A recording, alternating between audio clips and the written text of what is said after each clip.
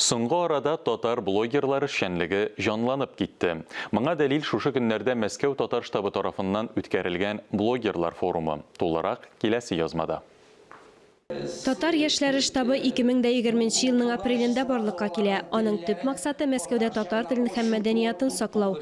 Ярты ел эчендә Мәскәүдә һәм төбәкләрдә дистәләгән чаралар, очрашулар үткәрелгән. Оешма бөтен дөнья буйлап 1000-нән артык актив подписчик җыйган. Аларның яңалыклары Россия һәм Татарстанның зур порталларында чыга.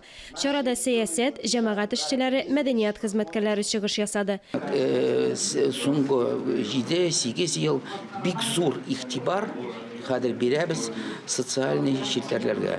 Без алдык 150 кеше активистлар безнең. Шул 150 кешене без хәзер өйрәттек. И шул 150 кешенең, безнең кайберсенең 5000, кайберсенең 10000, кайберсенең 20000 дә шулай итеп без информацияны, любой информацияны көнгә тараталабыз 3 миллион кешегә. Татарстанда оештырган чара зур мәгънәгә ия, чөнки бу яшьләр белән улы яшьтәге милли җанлы кешеләрне берләштерү ул гаять зур һәм әһәмиятле әйбер.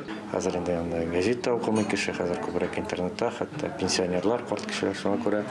Менә бу әйбергә игътибар итү һәм инде аңа аеруча басым ясау бик тә кирәк. 4-5 ай элек безнең штабта инде инициативный яшь җегетләр, аларга 21-22 яшь, алар оештырдылар штаб татарской молодежи. Бүген аларны карайлар көнгә 10,000 кеше. Блогер яңа көчле тәэсир итү форматы һәм җәмгыятьне үзгәртүдә идеологик корал булып тора, ди татар яшьләре лидеры Тахир Мөхәммәддинов. Алия Галиуллина, Ирик Хамидуллин, Татарстан яңалыклары.